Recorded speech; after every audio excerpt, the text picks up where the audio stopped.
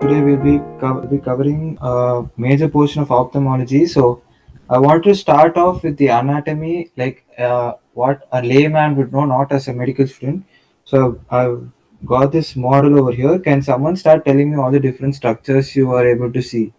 We'll start off with the skin. Okay, so I'll remove the skin, and then you tell me what you're able to see over there. So that is the skin. We have removed the skin. So what is this? Um, mus- uh, Muscle area. Yeah. So what muscle is this? It's circular. So it helps. Orbicularis Orbicularis oculi. oculi muscle. Exactly. So I'll just show that to you. This is orbicularis oculi muscle. So we'll remove that too. Okay. So what do you see now? Mm, Tarsal plate. Yeah. The lids. Yeah. Like this would be what you're saying. Yeah. The tarsal. inferior dorsal. This white thing. What is this?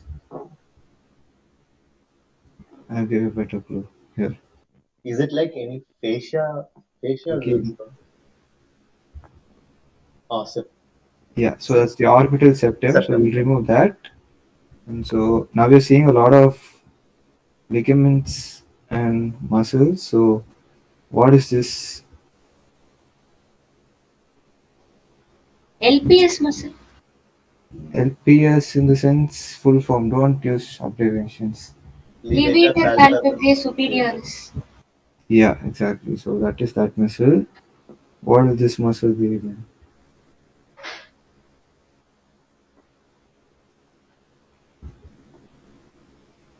Capsulopalpebration. Yeah. So we've removed that. And now you will have your extraocular muscle, so you can start naming them easily. Yes. So this one, Superior rectus. yeah.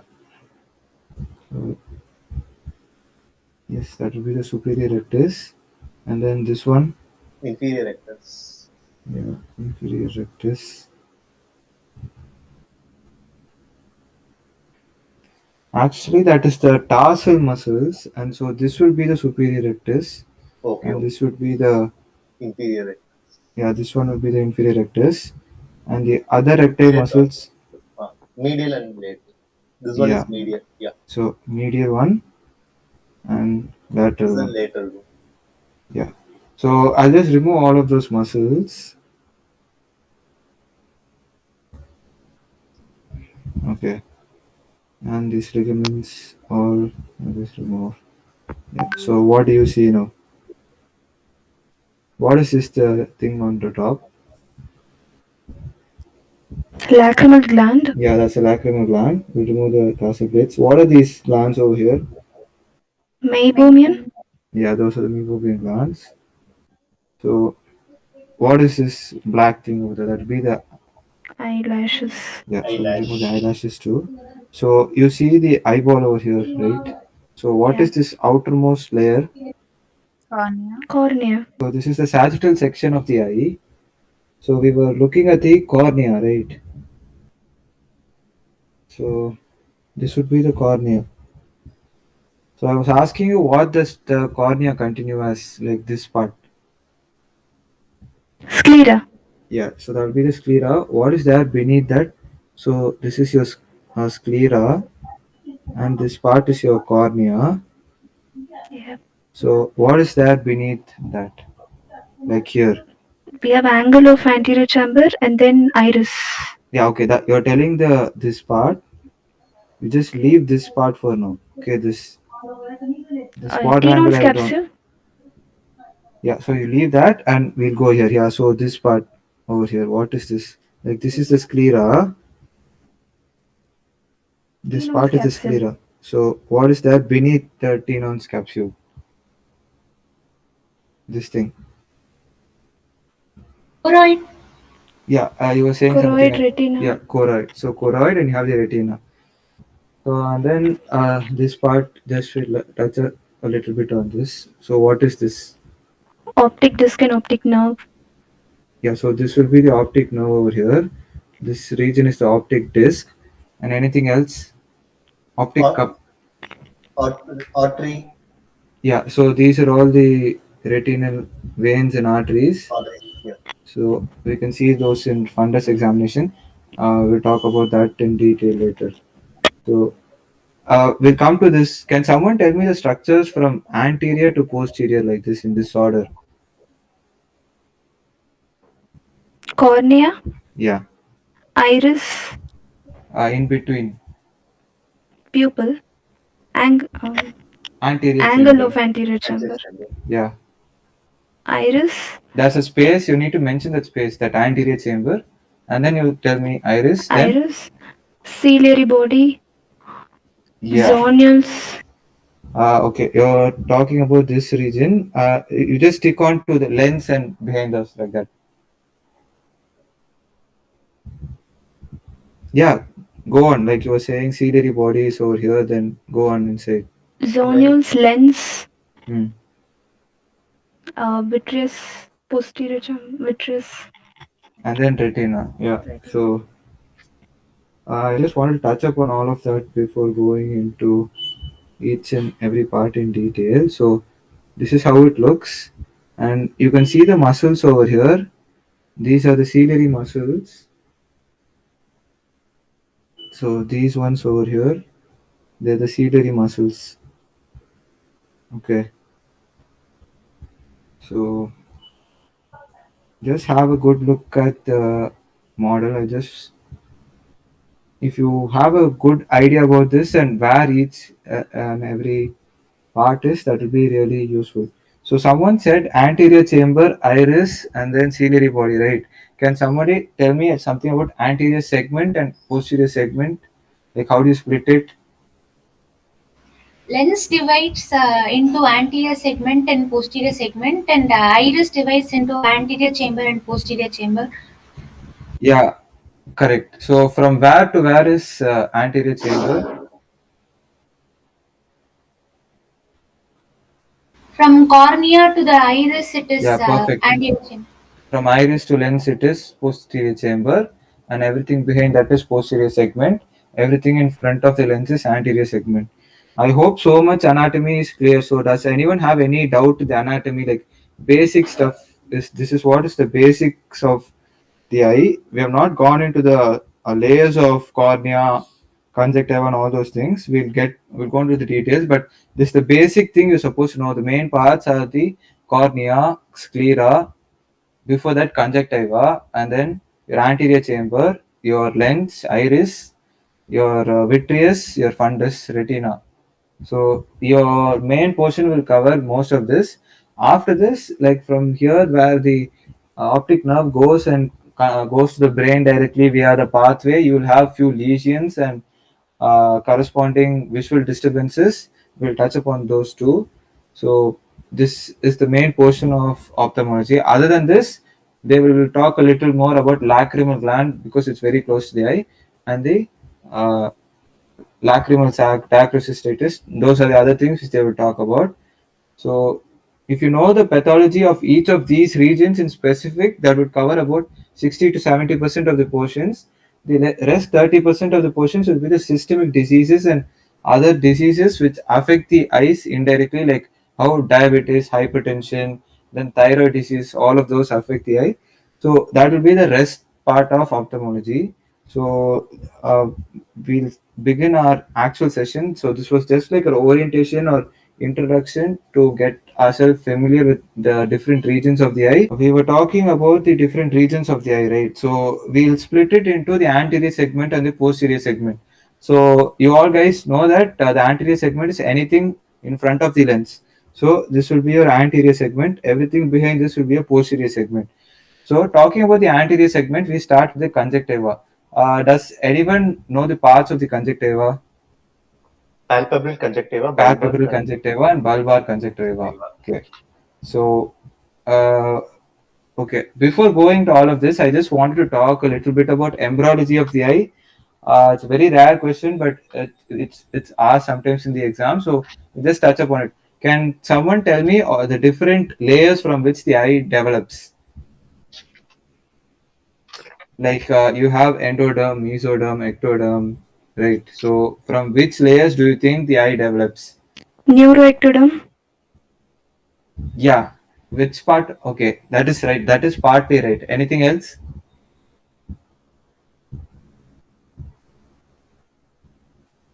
The whole of the eye doesn't develop only from the neuroectoderm. Whatever you said about the neuroectoderm, right? The retina, the fundus, the optic nerve, all of those derive from the neuroectoderm. But the lens, the conjunctiva, Surface the ectoderm. surface ectoderm, the muscles and tarsal plates, all of those are derived from the mesoderm. So this is the basic idea. So if you want to know how it happens, first of all, the lens is a derivative of the surface ectoderm. It just comes into and it's encompassed by the mesoderm. So the development of lens is unique. From the inside, the neuroectoderm, the fundus, the retinas, and the blood vessels, all of those develop. From the outside, the conjunctiva and then the cornea, all of those start developing and they all fuse together. So most of the development of the eye is finished by the time we are born, and it is the eye is about the size of 70% the size of a adult by the time you're born. Your eye fully develops by the age of 8. So these are few points about embryology which I wanted to touch upon. So we were talking about the conjunctiva, and you said the parts of the conjunctiva are the palpebral conjunctiva and bulbar conjunctiva. So do you guys know how to examine the conjunctiva,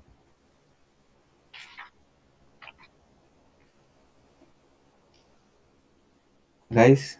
Like how do you check the conjunctiva? You usually check it for all general examinations. For paler, Yeah, for icterus. yeah. So how do you check for pallor? How do you check for ictus? As a patient to look up, we can look for palpable conjunctiva. If it looks pale, it will confirm. Okay, so yeah, you're right. So before going to that, can someone tell me the layers of conjunctiva?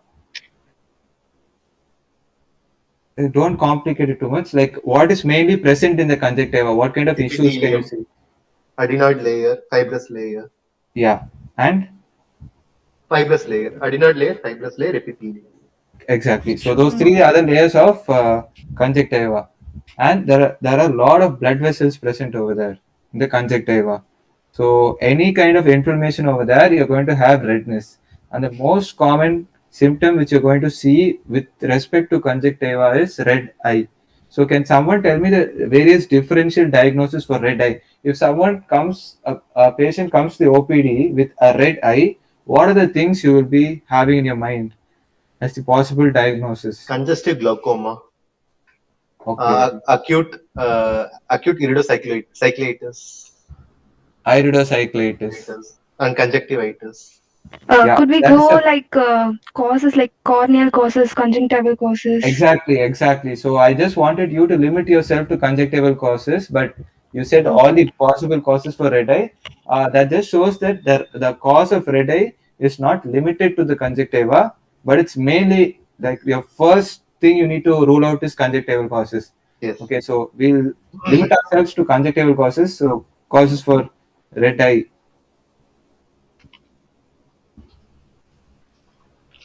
conjunctival causes. Conjunctivitis. Yeah, conjunctivitis. Yeah, that is a very huge thing. So can you just split it up into various types and what are the things you look out for? Yes.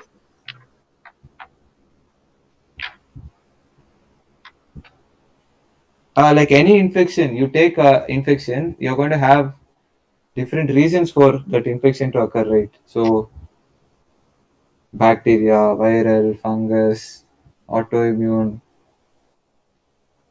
allergic.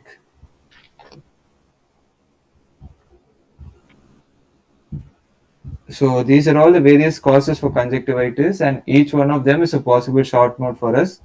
You have bacterial conjunctivitis, viral conjunctivitis, fungal conjunctivitis, parasitic conjunctivitis, allergic conjunctivitis, vernal conjunctivitis or spring catarrh,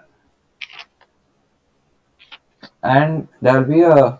Am I missing out anything? Like, does anyone have any? Trachoma, Yeah, chlamydia. glaucoma. Chlamydia is another important thing. Like there are specific programs in the world to prevent chlamydial conjunctivitis. So these are all the various pathologies you'll be encountering in the conjunctiva. So what do you think is the main sign you're going to see? Congestion and discharge. Yeah, so you're going to have epiphora usually. If you have watering from the eye, that is one classical sign of any kind of eye disease, usually conjunctival disease. Okay, and then congestion, you have red color. Anything else like signs? These two are picked up by the patient. Like the patient themselves can see that their eye is red and they're watering. As a physician, you're supposed to pick up signs. So what are the various signs you look out for? Papillary hypertrophy of palpable conjunctiva. In Palpable conjunctiva. yeah, in which condition? Um, like bacterial conjunctivitis. Exactly. Like when you're telling me a sign, it needs to help you to narrow down conjunctivitis, right? Yes, yes. So if when you're saying papillary hypertrophy, you need to tell me what does it tell you? What kind of infection is it? What is your takeaway from that sign? So any other sign, like cobblestone appearance is classic sign of Trachoma. Sorry. allergic conjunctivitis. Conjunctivitis, yeah. Yeah. Okay. Any other sign like that Membranous conjunctivitis. in? Diphtheria, diphtheritic conjunctivitis. Or even Okay. in gonococcal sometimes. Yeah. Okay. Fine. Then anything else like? Sago brain. Adhesions. Yeah. Go on.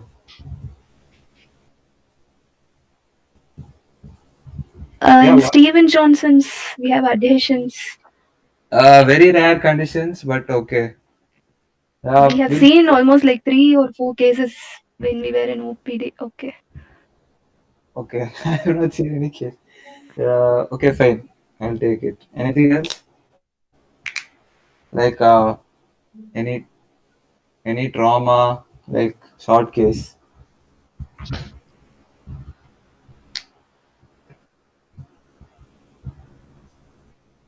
Hemorrhage,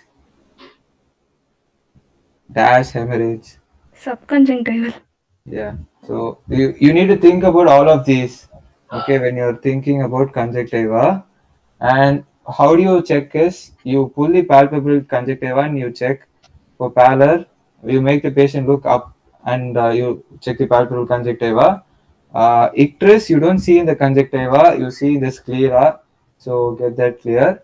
And then the various types of conjunctivitis are bacterial, viral, fungal, parasitic, allergic, trachoma, vernal, all these are the different types of conjunctivitis. And can you just quickly tell me some investigation which you'll do to rule out all of this? Like you're taking a CBC, okay? What will you pick up from the CBC and how will you differentially diagnose these different types of conjunctivitis? In bacterial, dash will be increased. In parasitic, dash will be increased. Neutrophils in bacterial, acute Yeah, bacterial. exactly. And In allergic, eosinophilic. exactly, superb. Then In lymphocytes will be increased in everything else. Yes. Mucopurulent discharge is present in dash conjunctivitis. Bacterial, all bacterial. Exactly. So painful conjunctivitis. Angular. Yeah. So you just when you're thinking about one specific region of the eye, don't limit to that. So I'm going to ask you another question: complications of conjunctivitis. If you have a problem in the conjunctiva, where all do you think it is going to spread to? Cornea. Nasolacrimal duct. Keratitis. Yeah, so it can go to the cornea, which is very, very common. When you close the eye, there's going to be some kind of corneal involvement. Yes, it can go to the lacrimal sac, to the via the lacrimal. Diagnosis. Yeah, so that is also very common. Anything else? To the lids, preseptal. Very rare, but. Okay, to the lips. Okay, so can you tell me some other? Okay, we talked about infectious pathology and complications of conjunctiva. Can you tell me some other types of pathology in the conjunctiva, like degeneration? Pterygium. Yeah. Others, pterygium and Pinguicula. pinguicula. And Pseudopterygium. Yeah, okay. Pseudopterygium. So these are all degenerations of the conjunctiva. And then anything else, any deposition per se? White hot spots. Bite or spots, dry eye. Okay. Vitamin A deficiency. You can pick that up, but yeah, you can see that in the conjunctiva. Like it'll become dry. Anything else? I'm asking about accumulation, like metals. Think of metals or something like that. Argyrosis. Never heard of it, guys. What is it? It's accumulation of silver in the eye, silver particles. Due to like silver nitrate. Due to what? Exposure to silver, like in mining places and like that. Silver will get, you Like know those. foreign body Yeah, in. exactly. Okay. So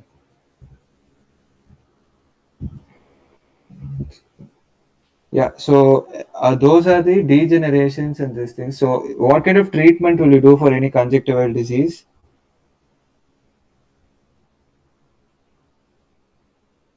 Find the cause first.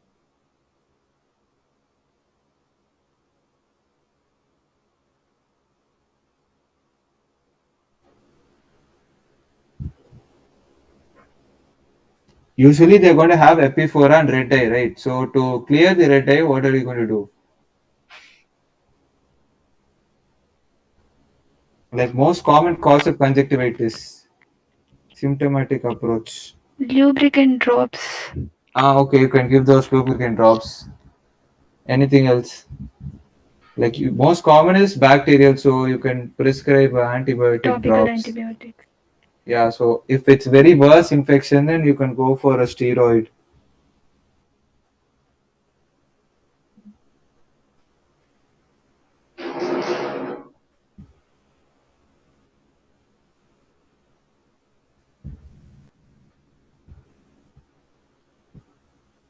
Yeah, so these are the conjunctival deposits I was talking about. So you have 6 of them. Iron, like women when they use makeup, right? Those products have a lot of iron in them, so it can get deposited in the conjunctiva. Then argyrosis is silver, deposition of silver, and metallic foreign bodies or jaundice or adrenochrome. Those are the various things which can get deposited in the conjunctiva. So just thought I had to mention about that, and I told you guys about it. So management, I told you about antibiotic drops, lubricant gels, and in severe infection, you use steroid drops. So moving on, so conjunctiva, then cornea. So what are the most common Just cornea? 1 point. 1 point. Yeah. In conjunctiva, we have this preauricular lymphadenopathy, no? In viral conjunctivitis. Yeah. So that is also a sign, another sign, specific for viral. Yeah. So she's saying that, yeah, correct. Any viral or any parasitic infection, you'll have uh, enlargement of lymph nodes around the areas. She's saying it will be around the pre-auricular region in this case. So it's a good point. So anyone else wants to add anything else?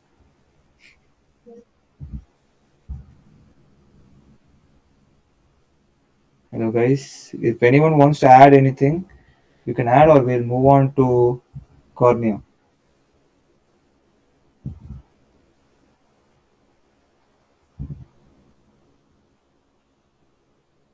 Guys, so shall we move on to the cornea? Yes, we can move. Okay, so cornea, the layers of cornea.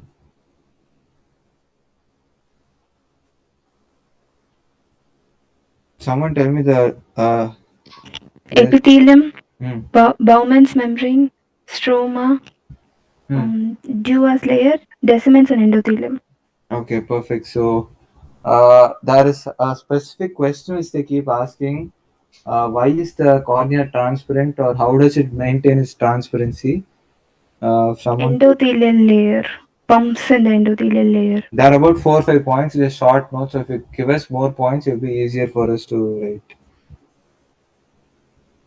Yeah, one is those pumps which maintain hydration, so that's how it's transparent. What pumps are those? Sodium potassium ATPase. Exactly. So sodium potassium ATPase pumps are there. They help in maintenance of the hydration of the cornea, so it's transparent. 1 point. Next. It is a single layer, so I'm not sure if that is a point. That's not a point. Like the arrangement of the fibers are in a lattice symmetry, so that's why it is transparent. That is another point. Anything else? Like it's given almost all textbooks. Density, it maintains the Yeah, stroma. it Density. maintains because of those sodium potassium pumps, and then there's lattice symmetry. Anything else? No, the density of cornea is 500 cells. No, if it reduces, there is higher chance of stromal edema. So, I didn't get you. Can you elaborate? so there is this critical density. Corneal density is 500 cells per millimeter square. Okay. If the density reduces, then there is a higher chance of stromal edema. Like water or so, liquids can get trapped in, and it could result in edema. Okay. Then it will lose its transparency. Yeah. Correct.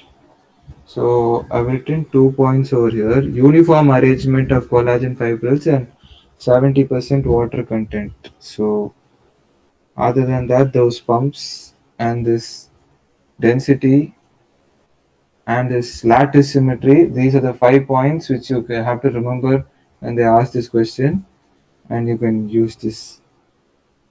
So the different corneal pathologies, can someone elaborate on them?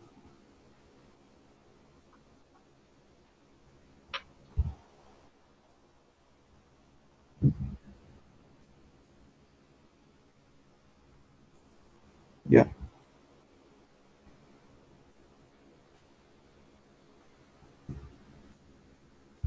Guys, like we were talking about the conjunctiva, right? We had inflammatory conditions, allergic conditions, and then degenerations, and then deposits. Like that in the cornea, what are the different kinds of conditions we're going to have? Inflammations, Yeah. opacities, Okay. degenerations, Hmm. dystrophies.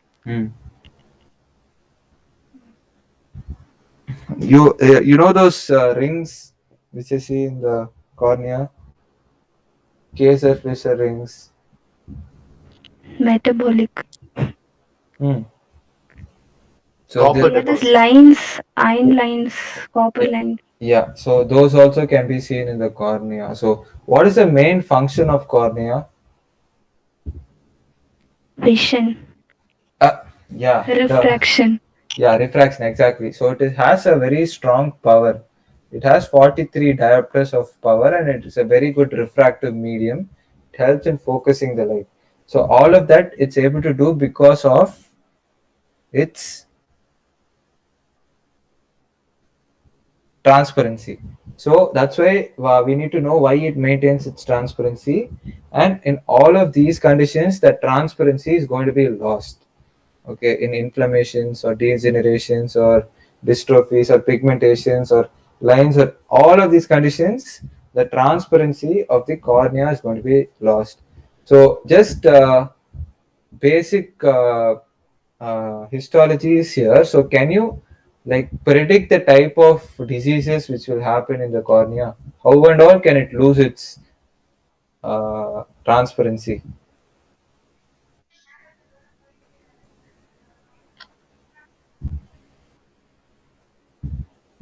Okay, I'll give you a hint. If something starts growing over here,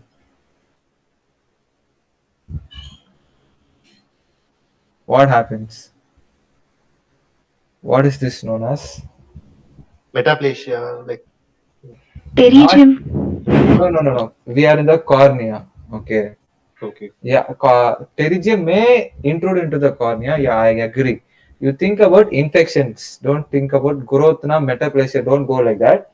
Bacterial growth, viral growth, fungal growth, like that. Okay. If something. Inflammation followed by necrosis, followed by opacity. Exactly. So if it is superficial like this, what will you call it? Superficial keratitis. Exactly. So first, that is how every disease starts. Okay, any corneal disease, usually if it's infectious, if it's bacterial, viral, fungal, it is going to start growing over here. Slowly, slowly, it will go in over here.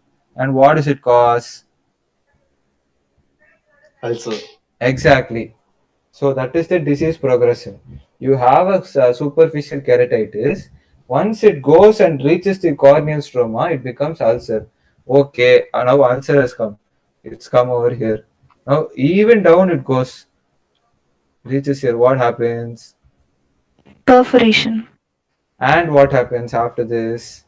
What is there beneath this? What is there beneath this over here? iris. Anterior chamber. Yeah, so you have hypopyon, all of those things will start happening, and this cornea will become damaged to an extent where you can't repair it. Okay,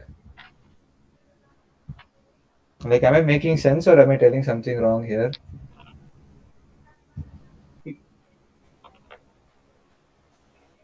Guys? You're right. You're right. Yeah. So we'll just carry on. So, how do you examine the cornea? What are the different things you'll check in the cornea? Like Sensation, reflex. reflex, corneal reflex. Yeah, can someone tell me how do you check the corneal reflex? The wisp of cotton we can ask the patient to touch. If the patient reacts to it, we can elicit that reaction. Okay, so which nerve produces or is responsible for the sensation of the eye per se on the whole? Fifth cranial nerve, ophthalmic division, V1. Exactly. So the trigeminal nerve is the sensory part of the eye. Nasociliary. So the motor part is mainly by Facial. that is Sorry, all the eye colors. oculomotor. Oculomotor nerve and Trochlea. yeah and Abducens. 6, 3, exactly. 4, 6. So these are all the motor Main supplies forces. of the eye. So we are checking for that. Okay, move on. What else should we check in the cornea? Sensation. Sensation. Yeah. Keratometry. Okay, you're going to go for keratometry. Why do you do keratometry and how do you do it? Keratometer. For measuring the Used for measuring the curvature of cornea. exactly.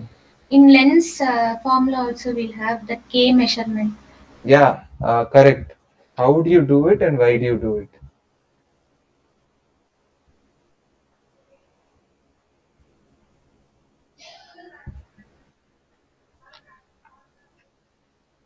Okay, at least why do you do it? Why do you want to measure the corneal curvature? to There are few conditions. We have Exactly. Like what are increased those? What are those conditions? keratoconus. We have increased curvature. Yeah, exactly. Then anything else? Keratoconus, Globus. keratoglobus. Plana cornea plana, there is decreased. Yeah, so all of those conditions you need to rule out by using this keratometry. So in case you don't have, you want to check the corneal curvature in the OPD, you don't have any complicated high funder devices, what will you do? Torchlight, slit lamp. Okay. You just see the patient's eye from the side view, you will see a prominent conical shape or bulging shape or something like that. It's very easy to pick up. If you use a torch, it'll become more very much prominent, and you'll be easily able to pick up any kind of corneal shape, curvature differences. So any other thing you'll do with the cornea. If you're suspecting a corneal ulcer, what would you do? Staining, fluorescent stain.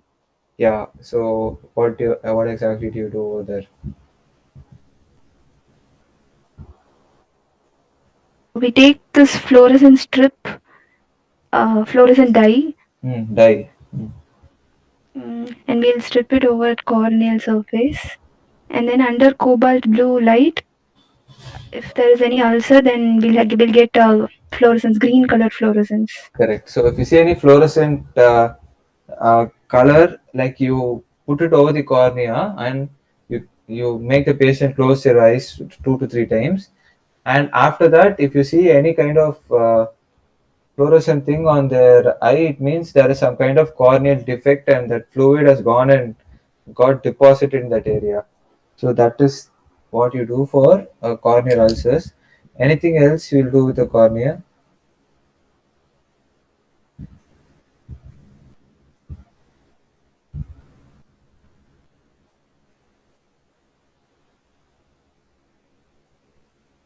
I don't think we do anything else. So we were talking about inflammation, right? The keratitis. So they can be like again based on the causes. You can have a bacterial, a fungal, or a marginal ulcer, and then viral, and then you have other like these are all superficial, and then usually the deep ones are due to the syphilis, tuberculosis, and all of these when they grow very deep, they form all of these complicated conditions over here. So then there are other reasons for corneal keratitis. So like she was saying, all rare conditions also are given over here. These ones over here.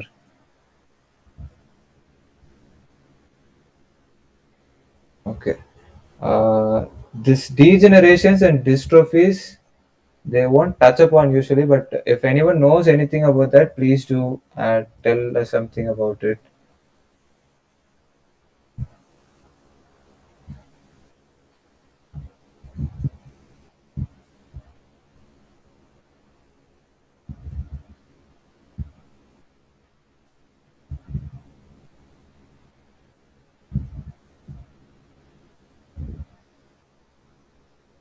Okay, I thought this table alone would be useful for differentiating what is a dystrophy and a degeneration. So dystrophy is like some kind of genetically some problem will be there, so it will usually be bilateral, symmetric, and hereditary. So if you have genetic in your mind, all of these points will flow into their order. So appears early in life, non-inflammatory, avascular and located centrally, painless. Systemic associations are rare. Everything is genetically determined. So those are dystrophies. Degenerations are usually like random, some kind of after they're born, some acquired gene defects or something like that. So they can be unilateral or bilateral. They're sporadic. They appear later in life, and then it is inflammatory, and then it's mostly eccentric and it's associated with pain. And local and systemic conditions are usually associated with degenerations. There are many named degenerations, so all of those are given in this list over here. So arcus senilis, arcus juvenalis, band-shaped keratopathy are the degeneration. Dystrophies are your hereditary corneal dystrophy, Reese-Buckler dystrophy, endothelial corneal dystrophies of Fuchs. If you want to note these down, you just note down these terms and find out what of these do. They won't ask you about this in the exam. They will ask you only in Viva. That too, if they are very like they want to ask something like this. Now they will ask. It's not very commonly asked. So I just wanted to mention about that. Again, your keratoconus and keratoglobus already someone mentioned. So like in conjunctiva, you have various pigmentations and rings. So those I will just mention what are those. So these are all the various rings over here. So when you have iron, you have Fleischer's ring, or you have Stocker's line, your Ferry's line, your Hudson-Starley's line. That is for iron. And this Kaiser-Fleischer ring is what they usually ask us. That's in copper deposition. It occurs in Wilson's disease. And then this Krunkenberg spindle order, they won't ask. There are two rings they will ask you mainly is Kaiser-Fleischer ring and Fleischer ring. Others all are accessory. If you want to note down, you can note them down. So that would okay. How do you treat corneal diseases like the ulcers? What do you do for superficial ulcers, deep ulcers?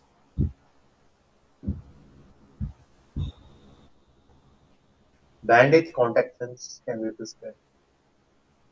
Basically, what you need to To do is relieve the pain, we have to give cycloplegics. yeah, and then you don't need to treat superficial ulcers per se. You need to just identify the cause and eliminate it. If it's a bacterial cause, and you give antibiotics, or if it's a viral, antiviral drugs orally. If it's a fungus growing, then topical antifungal agents. You give all of this and you relieve of the insult. The cornea will recover on its own in case of a superficial ulcer. In case of deep ulcers, what would you do?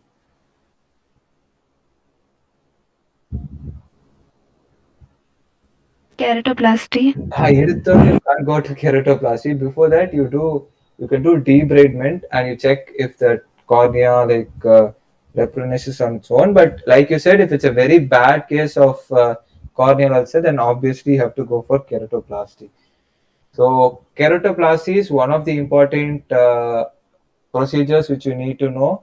The most important one being cataract removal, that is your manual small incision cataract surgery, your phacoemulsification. After that would be your keratoplasty. Other than that, your dacrocystorhinostomy, all of those are in that order if you know it's enough. So first preference is cataract surgery, second is phacoemulsification, third would be your DCR, dacrocystorhinostomy, and then finally will be your keratoplasty. These four are the procedures which you need to know as a UG graduate from ophthalmology. So conjunctiva is over, cornea is over.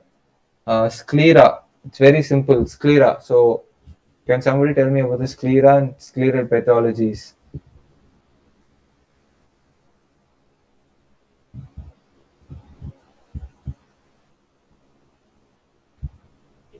Scleritis, episcleritis. Yeah, those two are the only problems you're going to have the sclera. What it happens is there are some vessels, episcleral vessels, which usually get easily rupture and cause red eye. So this scleritis, episcleritis is mostly going to be because of that only. And usually it is it is like you won't have scleritis, episcleritis alone. You will have a conjunctivitis. It will spread and become a scleritis or episcleritis or something like that. So it is a fibrous coat and it gives structural stability to the eyeball. That is the function of the sclera. Since it's a fibrous thing, that's why it's white in color. And then you can see for your jaundice, icterus will be seen in the sclera.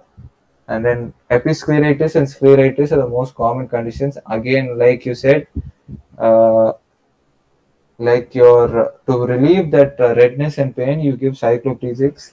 Other than that, you can give lubricant gels and things like that. And episcleritis and all of those will get cured on its own, and it doesn't happen on its own. Usually, it's a complication of some other disease. So that is all about the sclera. We missed a little bit about the outer part of the eye, that is your eyelids, and then eyelashes. So can someone just quickly, off your head, tell me all the different problems with the eyelids, eyelashes?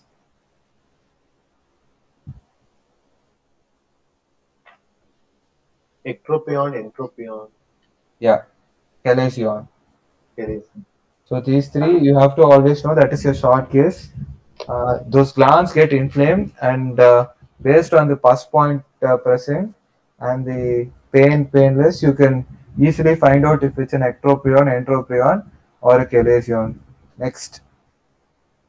Trichiasis, dystriasis. Yeah. So now he's talking about eyelash disorders. So what are they? What is trichiasis, dystriasis?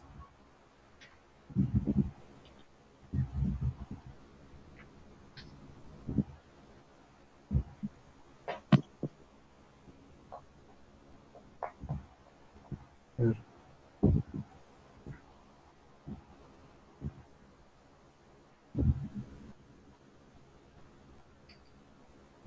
So like he said, trichiasis is posterior misdirected eyelashes. So the eyelashes are pointing inward, so they can cause corneal ulcers. So the treatment for this is you manually pick out those eyelashes which are turned inside, or you can do use argon laser, or you can do a wedge resection of the part of the eyelash which is like that. Your distic ashes is of two types. One is congenital and acquired. So what it is I'll just show you. I must have a picture of that somewhere here.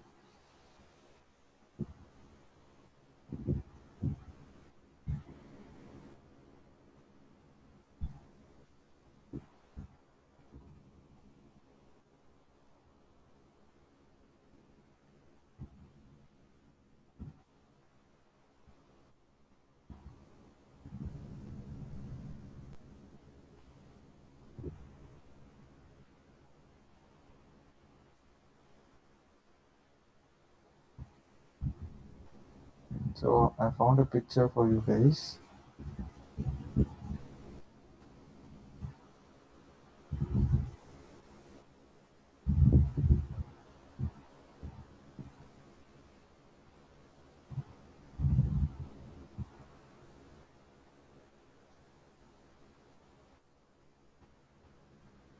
Here, can you see the difference between normal light trichiasis and dystiasis? Yes, you can see. See, this would be a better picture.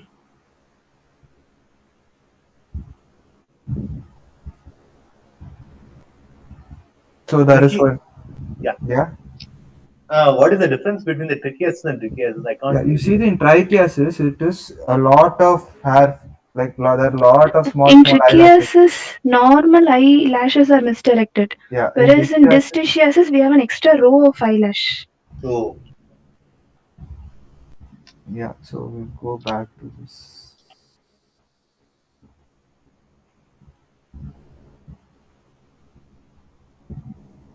Yeah, so those will be the main conditions of the eyelids. So other small inclusions would be this orbital cellulitis and dermatitis.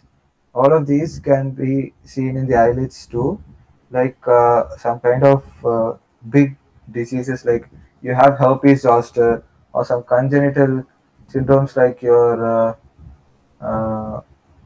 Sturge-Weber syndrome, your Mikulicz syndrome. All of those you can see like bulge in eyelids and all of those things. They're very rare conditions. You won't be tested on most of them.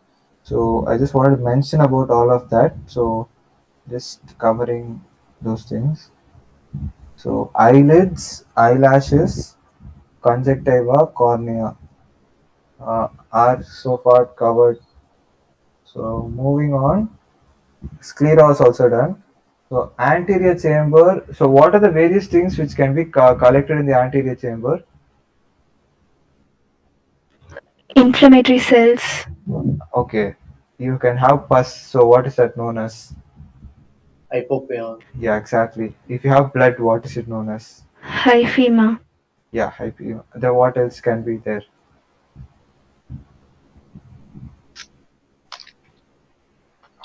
These two are the ones I know. If someone knows anything else, you can add on.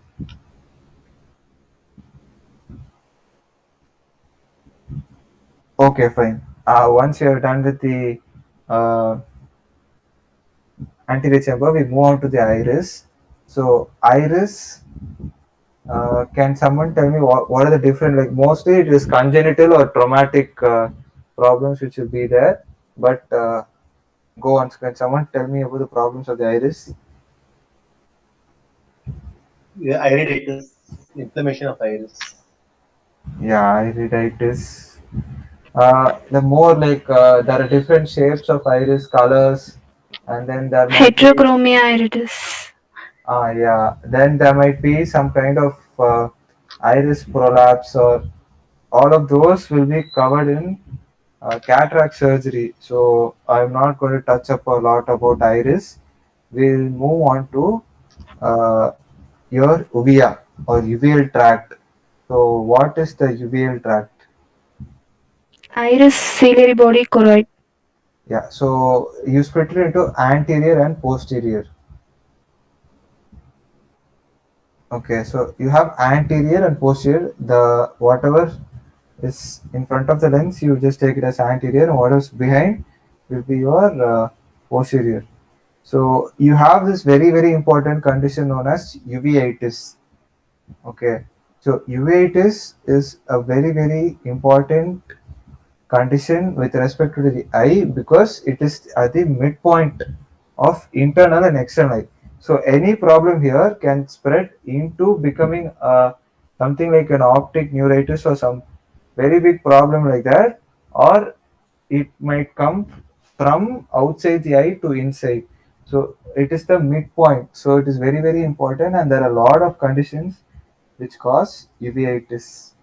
So can someone tell me the different causes of uveitis here? Infectious uveitis, non-infectious uveitis, and Muscarinic syndromes. Infectious, Yeah, we can have bacterial, viral, fungal, parasitic, and rickettsial.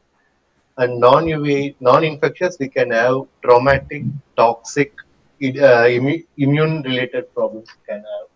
And Muscarinic syndrome, it is neoplastic and non-neoplastic. The two types. yeah. So uveitis, all of these are important, but the most important one would be this endophthalmitis. They will ask this as a short note for us, and this pan uveitis also they might ask. These are the end stage of uveitis. Like most of the uvea is damaged, and if something big is going to happen now, that is only going to be these two conditions. So inflammation of those two regions. So this would be a uveal tract. So these are all the signs which you're going to see in acute and chronic anterior uveitis. So there are going to be ciliary injection, meiosis, endothelial dusting by inflammatory cells. I basically signs of inflammation. Just uh, don't try to put this as so many points. Like you know what is going to happen in a place if inflammation takes place, right? There's going to be vasodilation. There's going to be activation of neutrophils, and the effect of all of these are going to be seen as signs by us. So that will be your anterior uveitis. In posterior uveitis, what you will see is this posterior synecdoche. So that is the most important thing you will see in chronic uveitis. So there is there are